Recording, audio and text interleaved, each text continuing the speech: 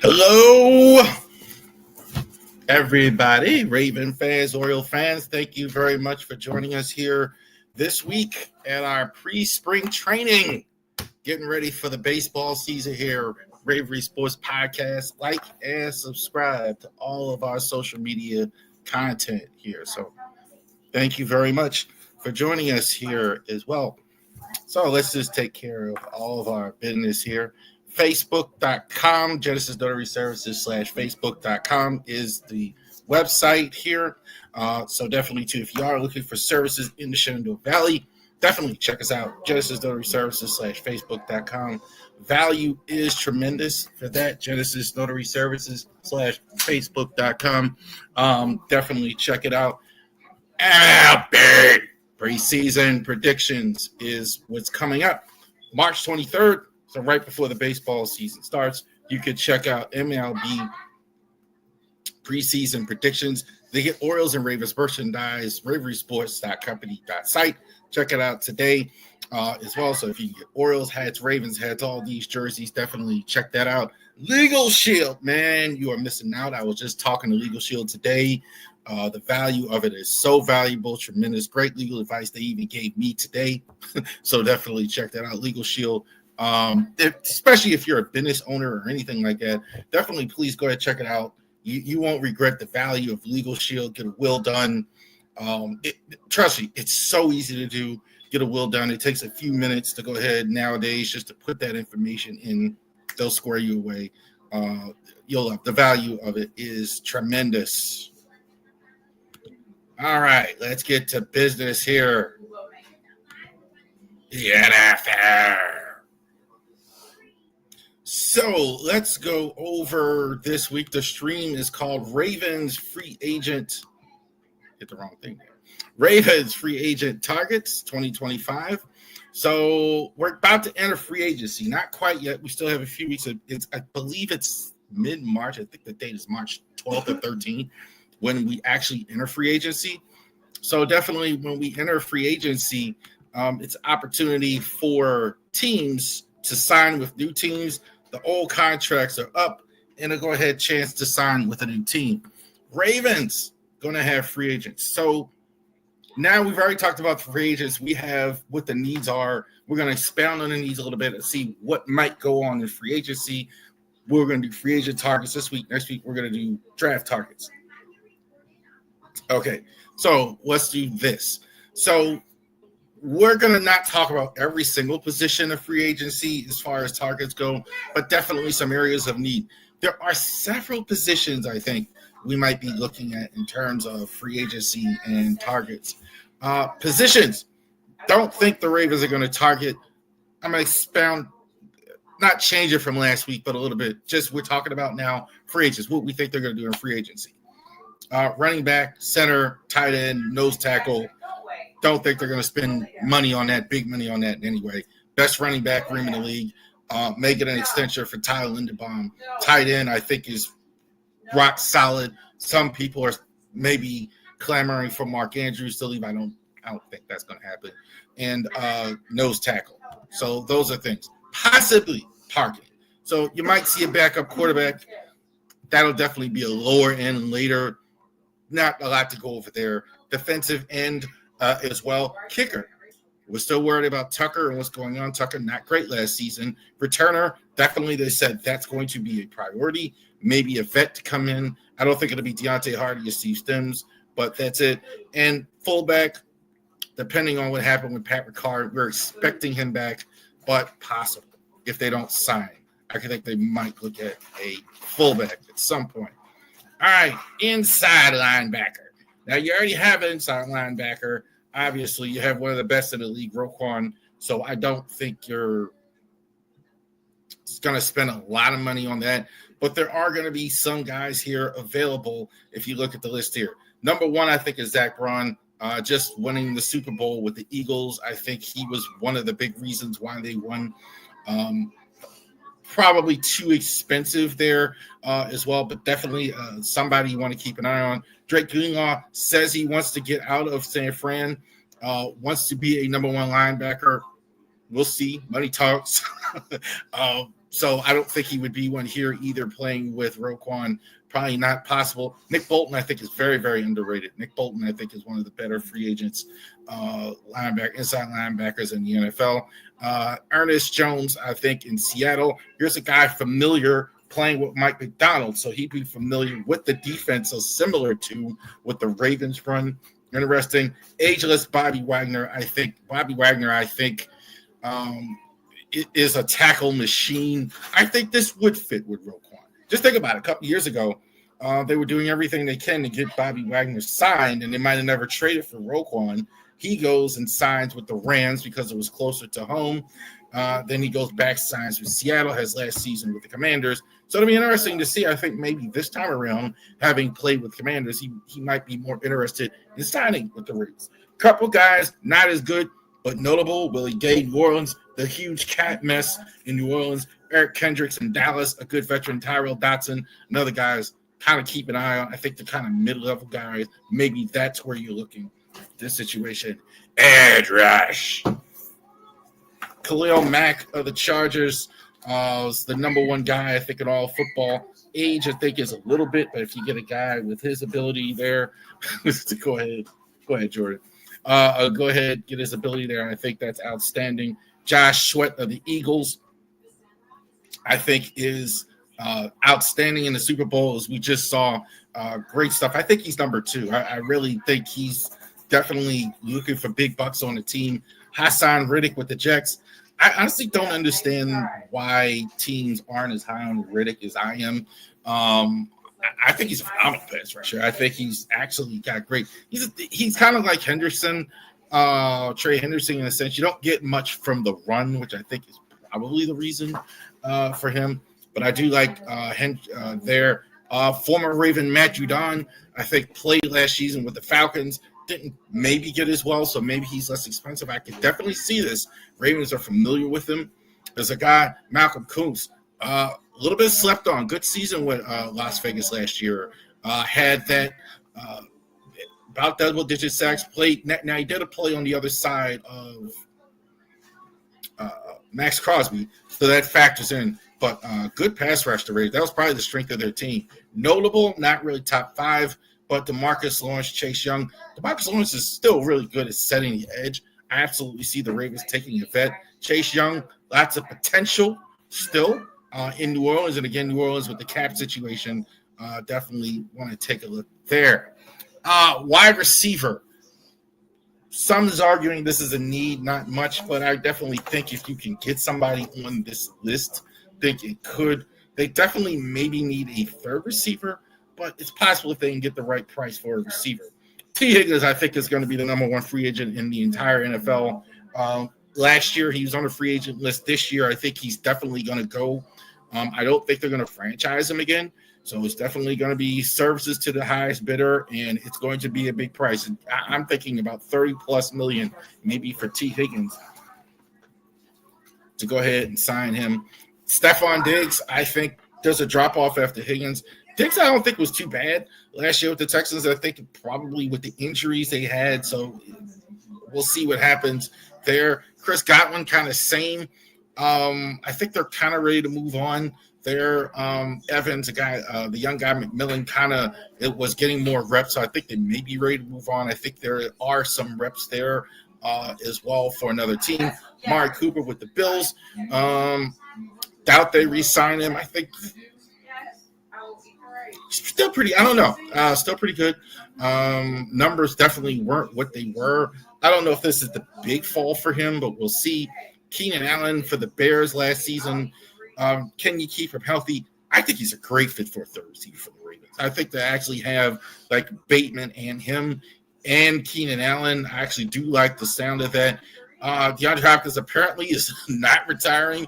Apparently, there was a hack of Shefty or whatever saying there was a tweet out saying that he was going to retire. Apparently, that's not true. He's not going to retire. So he's still out there. Hollywood Brown for the Chefs. So both the receivers for the Chefs are leaving. I don't think either one of them is going to start next year. I think they're going to start Sheet, Rice, and Worthy, and maybe look for somebody in the draft as well.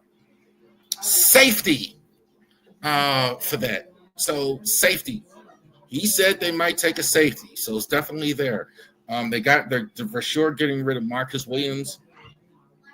Darius Washington is the safety there right now. So Javon Holland, Justin Reed, Tolo Fanga, Cameron Bynum, and Trevin Morin. All these names are good names. I think at the top, Holland is going to be the number one guy to play at wide receiver, to play at safety for the league. I think 25 years old, ascending player.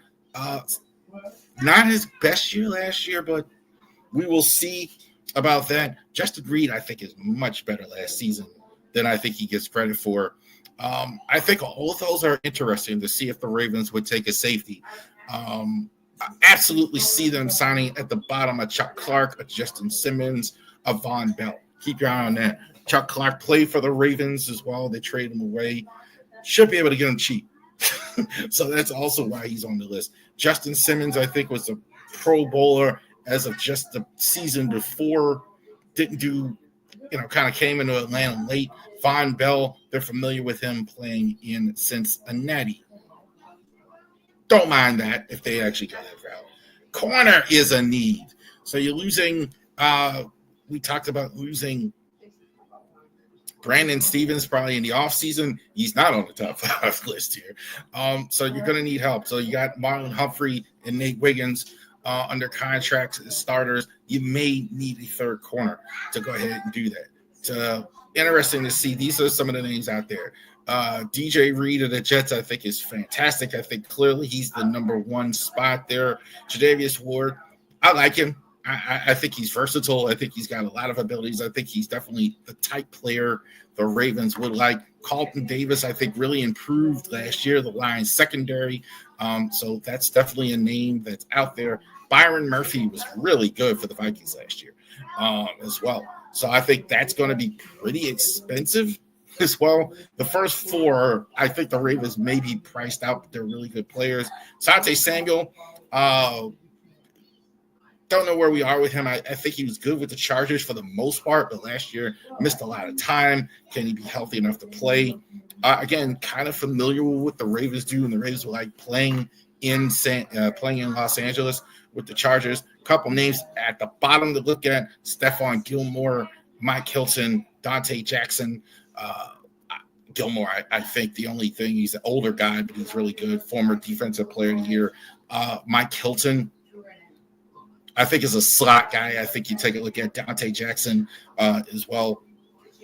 Third guys, I think you got your starters. I think those are guys also you would look at there as well. Tackle.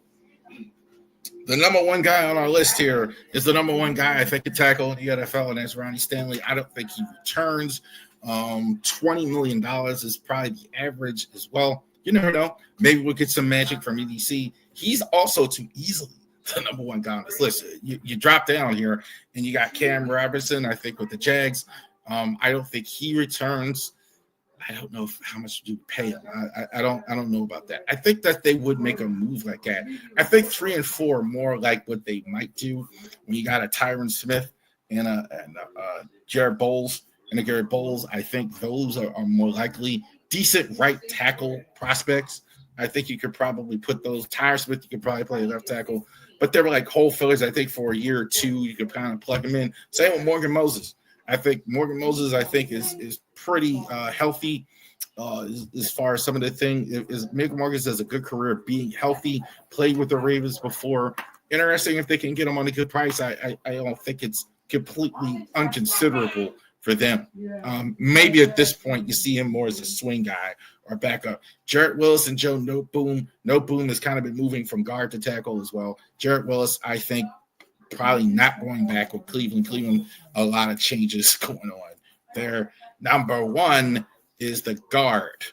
I think this is clearly your biggest need. I think definitely Daniel Falele is not getting it done at all. I don't think Daniel Falele is the guy. You certainly have a hole on the other side. You may be losing McCary, and Voorhees is still unproven. You're losing Ben Cleveland probably in free agency, so you have a need. You might need two. Trey Smith, I think, is the number one player at the tackle spot. I think he probably is the best lineman, period, available. Young ascending player, very good for years. I think he's one of the top 10 guards in the league. I don't know if they can afford him. You know, the Chefs are paying Joe Thuney about $20+ million. So how much money are you going to pay at guard for two guards? So, but what the Ravens invested in, I think certainly when you have a player of this caliber, you absolutely will look at it. So that's definitely a thing. Mekhi Becton, I think, was a marginal tackle last year and was great for the Eagles at guard. So definitely you look at the success they had. Mekhi Becton, I think, was absolutely a guy you can go ahead and take a look at as far as success. Will Freeze, I think, is really good, except for the injury. Again, a little bit injured last year, so didn't play nearly as much. So I think the Ravens might take a little, if they can get it for a little bit less, they would do it. Kevin Zeitler, I think, for the Lions, I think is self-explanatory, played for the Ravens. Look, a lot of these guys they had are now free agents again. Zeitler and Moses, you can plug those guys right in. Certainly Zeitler put him back at right guard compared to what you had. Zach Martin's been good for a long time. I think definitely that's something, again, a short-term deal to look at. Ben Brayson, Robert Jones at guards. So not quite the level of more swing cards. I kind of see those as replacements for McCary, maybe a guy that plays several positions, play guard and center, etc. So there you go. Targets for the Ravens there. Free agent targets. So those are the targets that the Ravens have in free agency that we are looking for.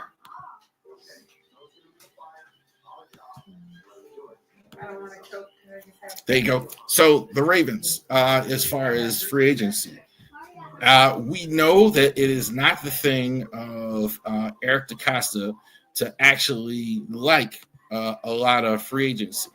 So the thing is, they tend to maybe go for one or two players, big name. That's what you're going to see. You're not going to see 5, 6 guys. I don't think you have a ton of big needs on your roster. You don't have to go get 4, 5, 6 guys out there on your team. I don't think you need to do that this year. So you're going to have 1 or 2 guys that you're looking at to go ahead and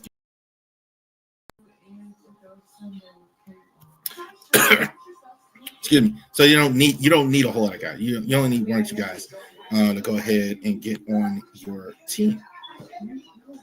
All right.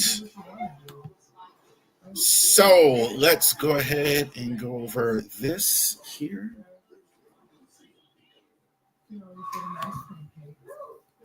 The Super Bowl is now over. If you could call that a Super Bowl, you wait all year for the biggest game of the year, and that wasn't much of a game at all.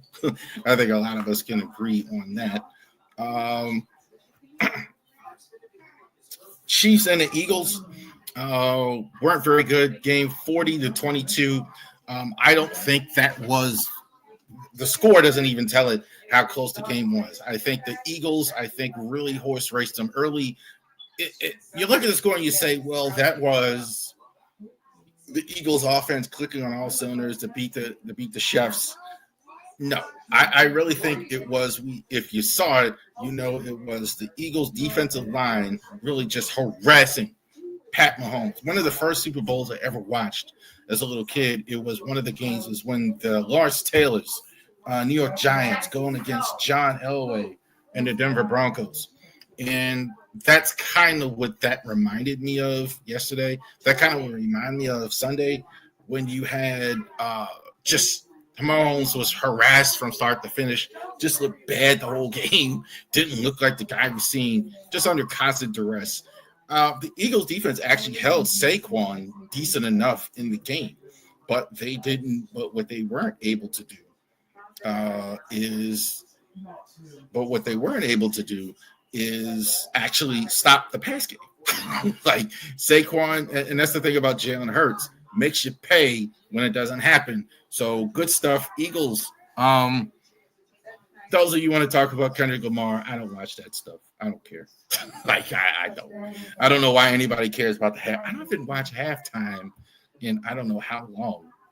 Game. I think the last halftime I actually watched was Michael Jackson, where I cared about after the year. The only halftime I was ever excited about the Super Bowl was when In Living Color had a halftime show in the middle of the game. We actually switched to 5. That's the only time I was ever excited about the halftime. So good for everybody involved. Congratulations to the Eagles winning the Super Bowl as well. Definitely check out my Super Bowl preview and recap as well. I did it with Dylan there. After the game, the Super Bowl preview, if you want to go over that as well.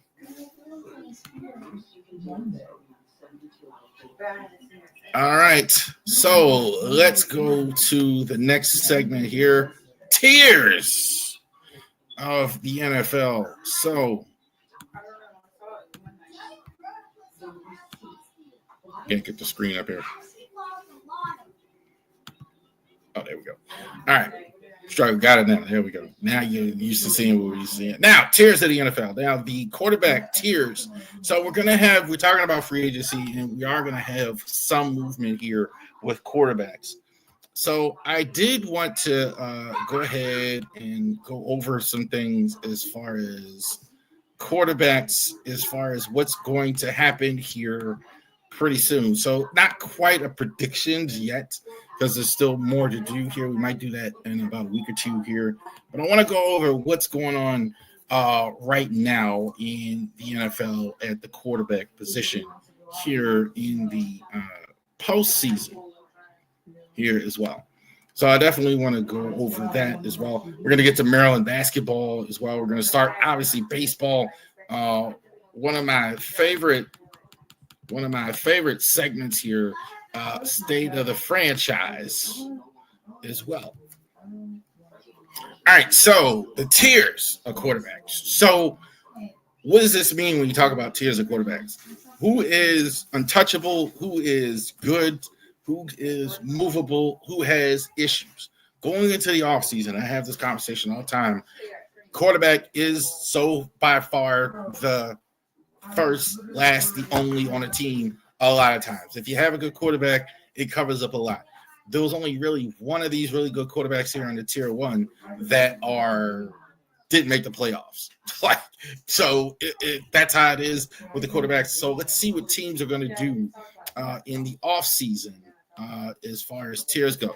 These are the untouchable. Okay, so no conversation, no debate, no taking a team, nothing. I don't care if the team offers a trade. There'll be no trade. There's no giving up these guys. Josh Allen, Patrick Mahomes, Lamar Jackson, Joe Burrow, Jayden Daniels, Jalen Hurts. That's it. No discussion. There's no moving them. There's no interest in moving them. There's no Josh Allen won the MVP, although controversially. Pat Mahomes, former MVP. Lamar, 2-time MVP. Joe Burrow's been to a Super Bowl. Jayden Daniels is probably the one, maybe if there is one, I'm putting there. I think he got his team to the to the NFC Championship. He's there. He might be facing Jalen Hurts for year to come, who just won his first Super Bowl. So I don't think they're ever no discussion. Not moving these guys. 9 here, good enough category. So these guys are good, solid NFL starters. I think they could be moved for the first category if they became available for some crazy reason, but these coaches are not worried about their quarterbacks at all in this category. Baker Mayfield, Brock Purdy, Geno Smith, Matt Stafford, Jordan Love. Purdy and Love, not quite as good, but they're still really good. I'm not so worried about that. I don't think I don't think they would get moved or anything like that. I think Purdy probably get an extension. Love not quite as good last year, but they're not overly concerned yet. Justin Herbert, Tua Tagovailoa, Dak Prescott, Jared Goff. Playoff quarterbacks as well. Herbert, I'm not putting him in the elite category. Some might have him there. I don't think he's that. He's really, really good. If you want to put him at the top of this category, I don't have a big beef with that. That's fine. Tua, I think you saw the difference without him in there. With the Dolphins, he's really good. Prescott, still really good. I don't think the Cowboys really struggle without him. Good category as well. These guys are developing, so we don't know yet. So you're hoping to come along. These guys are starting last year or maybe starting this year going forward. Developing. So Drake May, Anthony Richardson, Bo Nix, Bryce Young, Caleb Williams, Mike Penix, and J.J. McCarthy. May is – I had him closer to solid, but I'm going to leave him in developing. Didn't start from minute one last year. Pretty good, I think, at time. I didn't have him there. Anthony Richardson, I don't know. It's a miss. I almost had him in the miss category, but we're still giving him some grace. The jury is still out. Bo Nix, I thought, was really good last year. Bryce Young really turned it around last year. So good for him even getting here. Like with that, Caleb Williams, I don't have a big problem with Caleb Williams. I think Caleb Williams is going to be decent still. Penix started the last couple of games in Atlanta, and J.J. McCarthy, I think, is the one. Totally incomplete. I don't know if he's the guy. It certainly looks like they're going in that direction. They may or may not sign Sam Darnold, but definitely he's there. For now, I'm going to say just put him in the developing category if they start him at all. Questionable. Trevor Lawrence, you got to put in this questionable category. Not great last year, injured. He's going to be there for sure because they just paid him a lot of money. So he was smart enough to sign the extension before last year. So don't know exactly what you're going to get from Trevor Lawrence going forward as well. Going to have a new coach. We'll see. Derek Carr may not even be in New Orleans. I think they're going to possibly save $30 million under the cap, keeping him. But we'll see how that goes with Derek Carr as the quarterback there. See what happens there. And these are the teams now with no quarterback at all. They're just total in search mode as well. Jets, Raiders, Browns, Titans, Giants. Titans and Browns are picking first and second. So I think there are 2 first-round quarterbacks that are available. We'll talk about when we get to the mock draft order. They're going in Cam Ward, Shedeur Sanders. I think they're going to go pretty early. 2 of these teams are going to get it as well. Browns, I keep seeing them not taking quarterback. I don't get it. I don't know why. Titans, I think I heard this week that I saw a nightcap where they were talking about trading the first pick. I think that's just maneuvering, seeing if they can get something. I don't know. Giants, I think, might be looking at Sam Darnold, Russell Wilson, Aaron Rodgers, something like that. Aaron Rodgers for sure, not coming back to the Jets. They're looking at a quarterback as well. They're probably going to move on from Devontae Adams as well. The Raiders, I got no clue what's going to be. You never know. I think all these teams, certainly the Giants, Raiders, are going to be in the Sam Darnold business. I think the other teams, I think the Raiders and the Giants are going to take a look at Aaron. They may have to. Kirk Cousins is a name searching at the team. Certainly the teams that can't get a quarterback. I don't think there's anything but 2 at the top of the draft. That's it. 2 quarterbacks. What?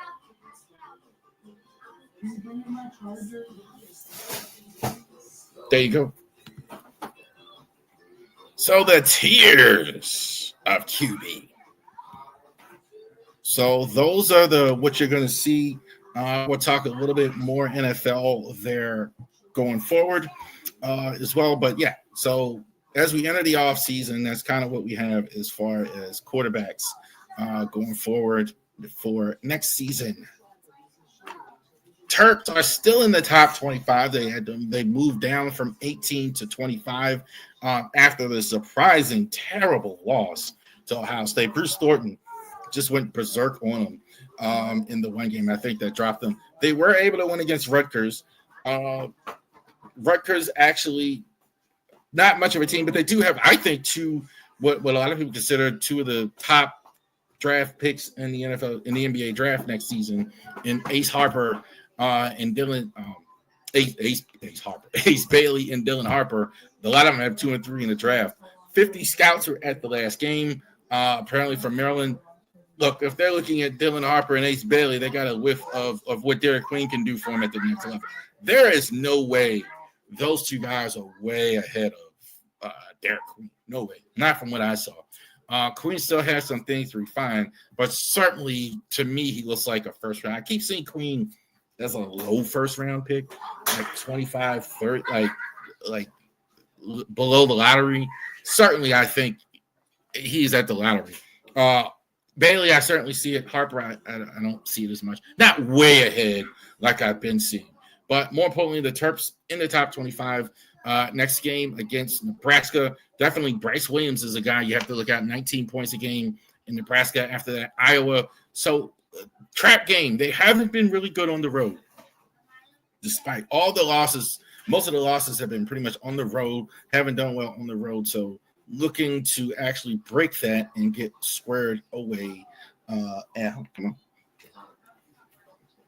There's Mrs. Ravery going past there. All right, so there you go. Masson showing 8 spring training games. I've been doing this. I was looking at the timeline. I said I started Ravery Sports. The concept of it I've had since January 2022. Like the idea of it, I've actually started getting an LLC and all that stuff around like July-ish. Did our first stream, I think, right before the football season. I think it was August 2022. So we're working on year 3. And I think all 3 years, I've been telling y'all how bad Masson is as far as spring training games. Last year, they showed 4. This year, they're showing 8. 8's more than 4. Obviously, I was doing math with my daughter this morning, so we were doing that. 8's more than 4, but that's unacceptable. Totally unacceptable. How can you have a channel that only shows baseball? And let's be clear, they don't show any other sport. There's nothing else on your channel, Masson. You don't show any. I don't even see shows like this here, like a podcast, like where guys chop it up and talk baseball, whatever. You have all this time. You have all these. And you can't, and then you get to spring training and you only show 8 games. So if you don't have any other programming, why aren't you showing more than 8 baseball games? That doesn't make sense. I don't understand why you're just trying to hoard money like this and not give the fans what they're actually looking for. The people that are actually paying for this and paying for these games, they deserve better than showing 8 games, especially if you're not showing anything else. I'd almost be off your case if you're showing, Big Ten Network games or high school games or anything, but you're not showing anything else. You're showing World Series of Poker, and then you only want to show 8 Masson spring training games. So what are we doing? Unacceptable still. I think they may be hearing the complaints. But let's get a whole slate of games. There's no reason why you shouldn't be showing all of the games during the week. Radio, I'm off you a little bit. Y'all not much better. That shouldn't happen either. Only games, just come. This is 2020. This is 2025. So let's go ahead and do better with that. That's great. I mean, I've killed y'all so much as is. That's why that segment isn't longer. But that's crazy. No reason for that. No reason to have 8 baseball games in the course of a spring. That just doesn't make any sense. This just doesn't at all. All right. So let's go ahead.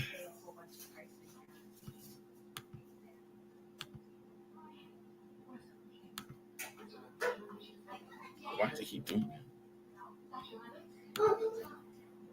Keep doing that. All right. So let's go ahead and take a look at this as well. So let's go over. Let's stick with baseball here.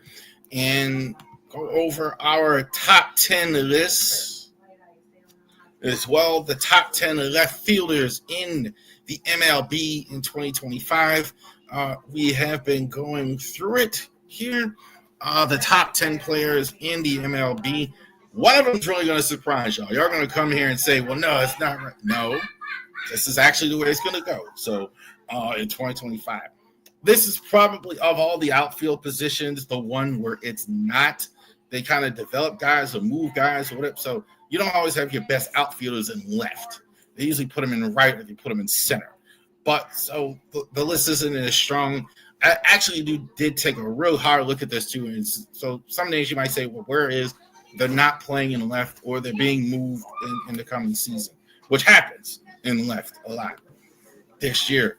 Number 10, Taylor Ward of the Los Angeles Angels of Anaheim. So the Anaheim team, Taylor Ward. Taylor's had a couple seasons in a row, 25 home runs or 20 home runs. 25 home runs, 75 RBIs last year. Nice, solid player on a team that's not very good. Definitely going to get at bats. Kind of like a better version to me of Austin Hayes when I see him. He's going to get at bats. He's going to be successful. He's going to do, but not a killer. Got to get his average a little bit higher. I think he has some potential. I don't know how much better he gets. He's about 31 years old, but this not bad. Taylor Ward, definitely good enough to, I think, to put him at the bottom of the top 10. Here's a guy with potential, Riley Green. I'm trying to think maybe I'm not putting him high enough. I kind of thought that a couple times because he's really young, 24 years old, 62. So he's a guy, I think, one of these guys on the list that can go higher. Made his first All-Star appearance last year, 262. I like to see him be a little bit more disciplined at the plate. I think for me, I think that's probably the biggest thing for me. I don't love him defensively, but the hitting potential is fantastic. I think Riley Green, the sky's the limit absolutely for him as well. So I put him there, but I don't know about this year if he goes into the stratosphere. Lourdes Gurriel for the D-backs as well. So good season for him last year. For the D-backs, I think the D-backs are going to bounce back. I think the D-backs are one of the elite teams as well. 18 home runs, 75 RBIs for Gurriel.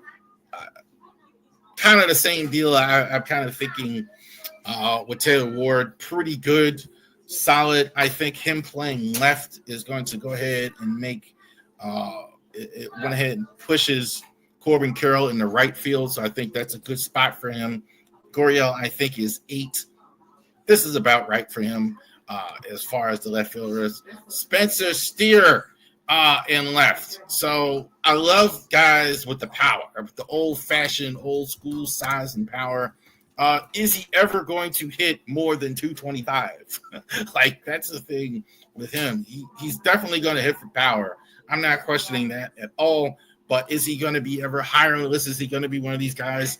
I don't think with his type of power, and if you can keep him healthy, he's going to get you 30 home runs, 35 home runs. But can he stay healthy enough to do it as well? But definitely not great defensively. I don't love him. And again, that's kind of the case. I said, well, left field. But Steer, I think, definitely makes the top 10. Definitely with his home run bat that he has is definitely needed on the Reds. Definitely, here's a guy with loads of potential, Wyatt Langford. So saw him a couple of years ago in Florida in the College World Series, and he's super impressive. Didn't get off to a great start as people had hoped, but he seemed to get it at the end of the year. I really like his upside better than Riley Green. 16 home runs, 74 RBIs. Talk of him pitching like he did in college. Really young, though. 23 years old. Excellent college player. I think he had a great rookie year. I think definitely him and I think he could be the one spot for many years is available here. I definitely think he's a guy that can be a number one left fielder in all of baseball. Definitely the Rangers, I think, bounce back a little bit, and I think Langford is a complete package potentially. Still a little green, has to put it all together, but I have him at 6, Wyatt Langford. Number 5, the Orioles, Tyler O'Neill. It is looking like left. We're going to get to the state of the franchise for Tyler O'Neill, but definitely the only concern with him is the health. That's it. Everything else is good. He had a good year last year, 31 home runs, 60 RBIs, had almost 100 hits, hit 241. The only concern is if you can keep him healthy for a whole season, which he has struggled with throughout the course of his career. But definitely he's going to hit home runs, certainly in Camden Yards, and really help the Orioles. But number 5, absolutely Tyler O'Neill. Brandon Nimmo. I have him at 4. Honestly, I kind of felt like he's always kind of underachieved a bit as a player stat-wise. 31 years old now, Brandon Nimmo. So kind of one of these guys, I feel like he's younger. We're still kind of waiting for Brandon Nimmo to go ahead and break out. But he had 90 RBIs last year. But I like to see him consistently. It seems like his production kind of goes down when his average and everything goes up, or there's an injury or whatever. So he's been healthy the last 3 years. This is one thing I like, and I am thinking that he's going to put together, but definitely a bat, definitely that can really explode. Definitely in that lineup, lots of protection. Soto, they did sign Pete Alonso back in New York, so Nimmo, not a lot of pressure on him. Lindor, I definitely think there's a lot to like with Nimmo. But I always sometimes shake the feeling that Nimmo should be doing more as well. But Nimmo, definitely 4 on the list. Really no problem. Brian Roberts, I think the Pirates are very lucky to have him. Just a steady, solid hitter, period, as well. You know what you're going to get from Roberts. You're going to get 20 home runs. You're going to get 80 RBIs. He's actually a native of Baltimore, so that's outstanding. He had like 275 last year. Good, solid offensive player. Not a force multiplier in that sense, but definitely a good, solid offensive player for the Pirates. One of their better offensive players. I said they're lucky to have him because they've had a guy this caliber the whole year. A lot of times with them, they trade these guys out and away. Told you there was a surprise. Y'all recognize this guy, right? Anthony Santander. He is going to be in the left for the Blue Jays. So no longer is the Orioles, as we know, one of the longest tenured Orioles that we had. Going to George Springer is going to stay in right. Anthony Santander is going to be in left. If you're going to put him in left, I got to put him to the top of the list. We all know the year he had last year. He had 44 home runs. Anthony Santander, I think, is one of the best power hitters in all of baseball. 44 home runs, over 100 RBIs, 140 hits. Known as a guy of streaks. The streaks were much longer last year. Now, the concern here is he doesn't hit well in Skydome. I still call it Skydome, Rogers Center, throughout the course of his career, but that's about it. I think he's even like a down year. If he comes down to 30, 31, 29 home runs, I mean, that's still really good. I think Santander, he'll be fine there in left. In left, probably a little easier on him as well, playing in left. And number 1, Steve Kwan of the Guardians. I would love to see more players in the league like Steve Kwan. Absolutely 300 hitter, going to steal a lot of bases for you, outstanding defender. Everything is great with Steve Kwan except for the power. Does not hit for any power, doesn't really hit any home runs as well. But he's definitely the table setter, the tone center. You talk about the Guardians, they have that great bullpen, and they have Jose Ramirez as their power hitter and setting the tone, Steve Kwan. I think he's number 1 for the Guardians, number 1 left fielder in all of baseball. There you go. So, left field, I think Santander is going to play left. I can almost see it on Twitter and Facebook where somebody's going to argue, no, he's a right field. No, he's been a right field. Now he's left. I do look at the fan graphs and the depth charts and say where guys are going to play. I had so many people tell me Betts isn't a shortstop. Yes, he is. He's going to play shortstop. So regardless of where he played before, he's going to play shortstop this year for the Dodgers.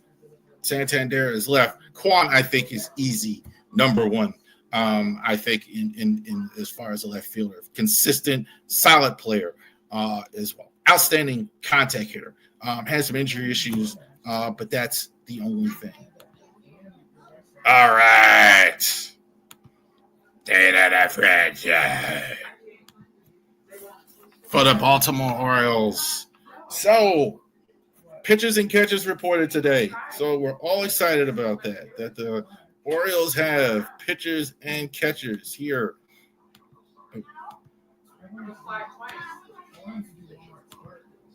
Sorry about that.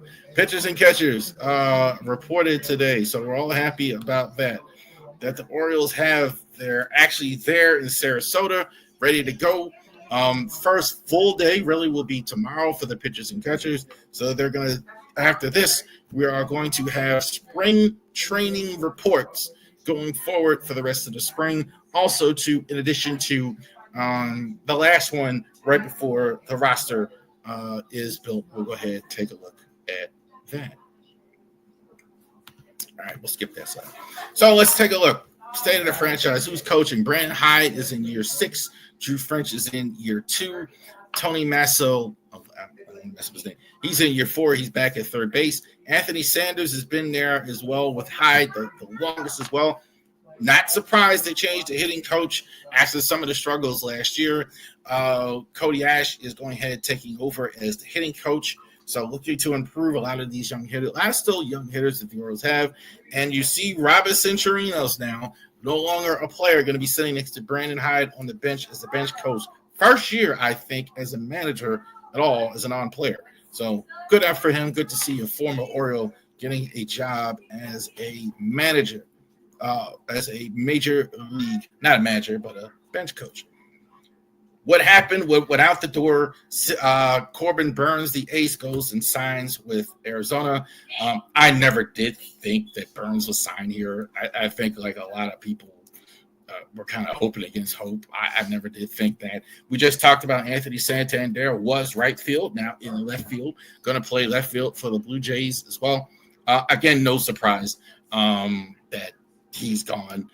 Didn't think they would sign him.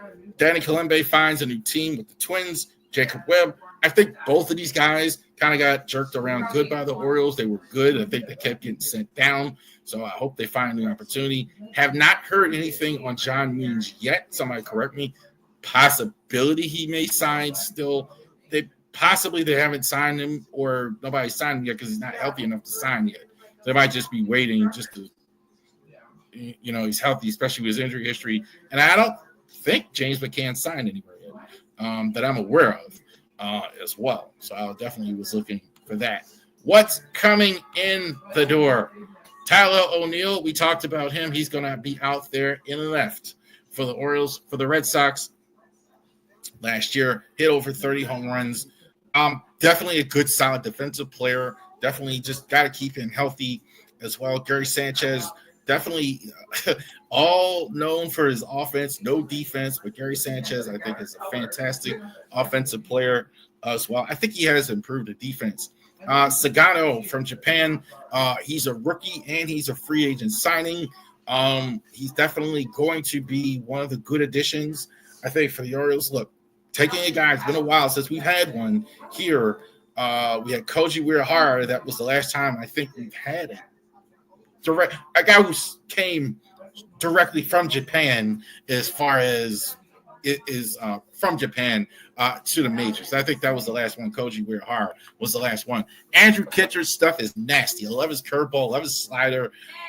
Definitely, I think he's a guy that can actually become 8th inning, 9th inning guy. I don't know if he is right off the bat. We'll look at that. Charlie Morton, good, solid major league signing. I don't know why everybody's on this signing bad. This is a guy short of having Corbin Burns or a stud on your team or an ace. Having a Charlie Morton is a great way to go. This is a sign, and I know, again, I can see the dislikes already in the comments, that you are moving towards spending more money, because a guy like this is something you do when you are spending some money. It's not as good as obviously signing a guy long term, which we want, but signing Charlie Morton is a sign of that. Daz Cameron, I think he was actually released. I left him on there. I think he'll probably be in spring training once he actually goes ahead and goes through waivers. I think they'll probably bring him into spring training. Dylan Carlson is going there in spring training, signed with the Rays, former Cardinals prospect. Roman Morano, I don't make more of these signings. I see a lot of people losing their mind over these signings. These guys are just spring training guys. My guess is these are the guys in Norfolk ready to play if there's an injury to O'Neill, etc. I don't care if he's making $4 million. He'll be in Norfolk, I think. I think more people are making more of it than what it is.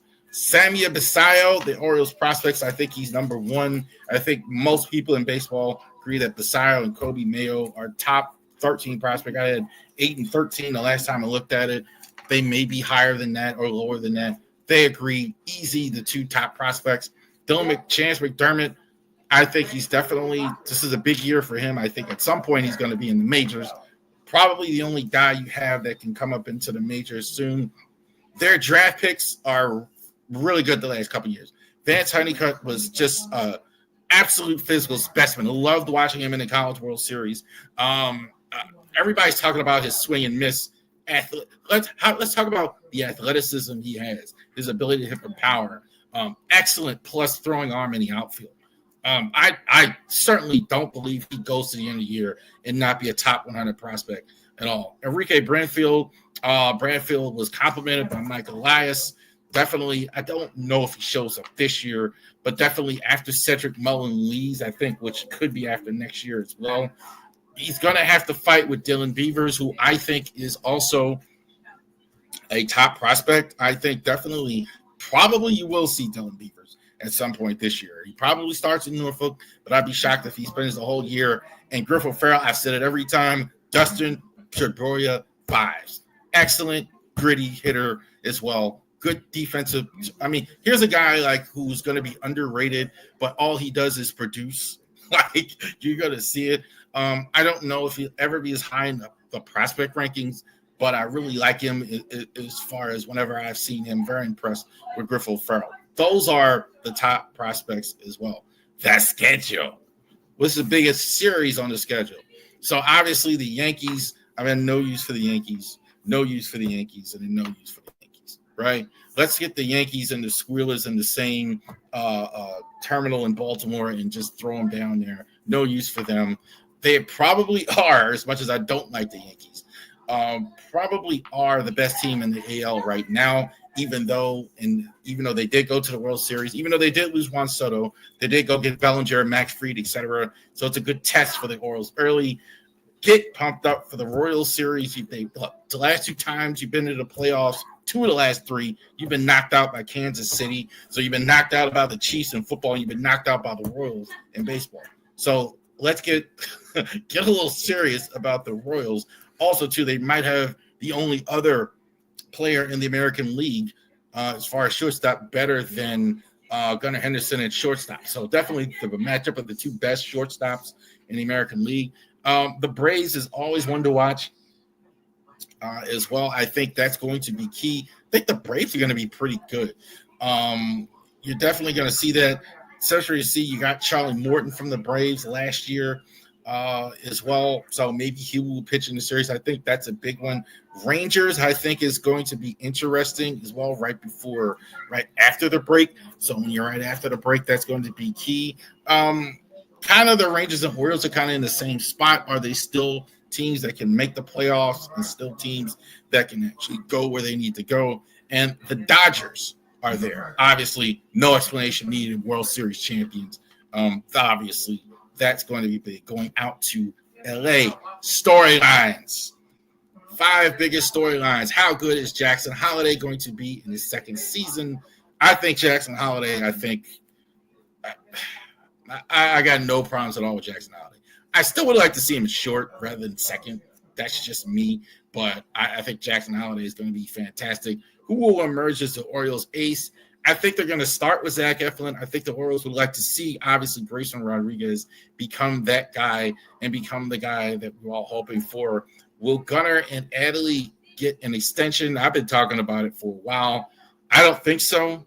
I think the young guy thing has failed, as ship has sailed.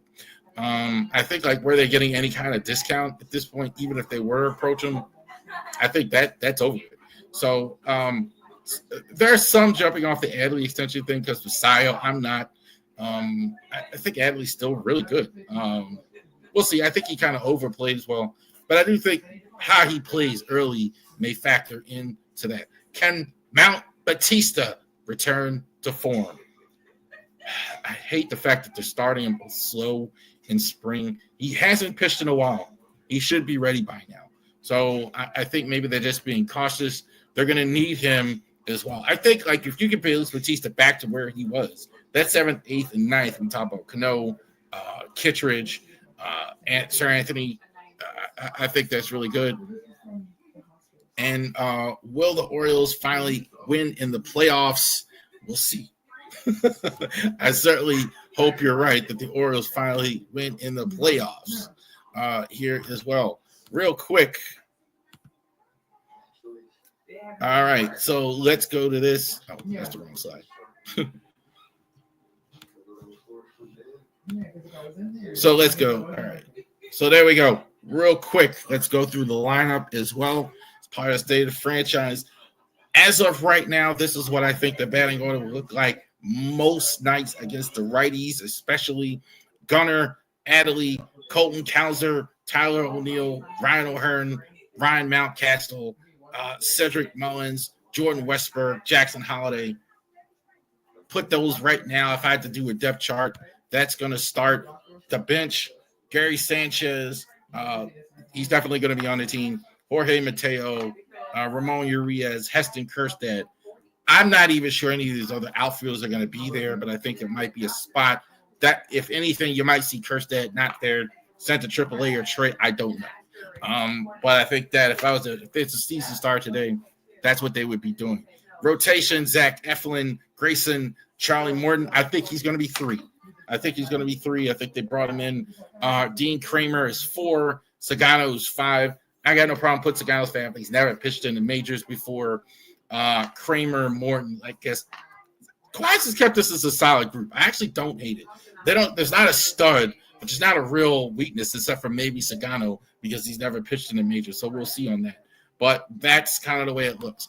Don't know how this is exactly right, but when you talk about the bullpen, Felix Batista, Sir Anthony Dominguez, Yadier Cano, Canelo Perez, Greg Soto, Keegan Aiken, Andrew Kittredge, and Albert Suarez. Suarez should be out of the team just out of respect. Just what he did last year. Kittredge for sure is going to be a great late inning arm. Aiken, Soto, Perez. I think it's going to be 8. We'll see. They may trade some of these guys, bullpen guys, you never know. But I think this is kind of what it was like to start as well. Chance McDermott, Cade Povich, you never know who might be there. Suarez, if there's an injury, I think could go back into the rotation or anything like that. That's, I think, the state of the franchise. The way it looks at the starts. So next week, we're going to start doing spring training reports. So now that spring training has started, we're going to go ahead and go over that. And next week, we're going to start talking about the NFL draft. The draft. Thank you very much for joining us this week, Bravery Sports Podcast. Fans like me, you have a great rest of your day.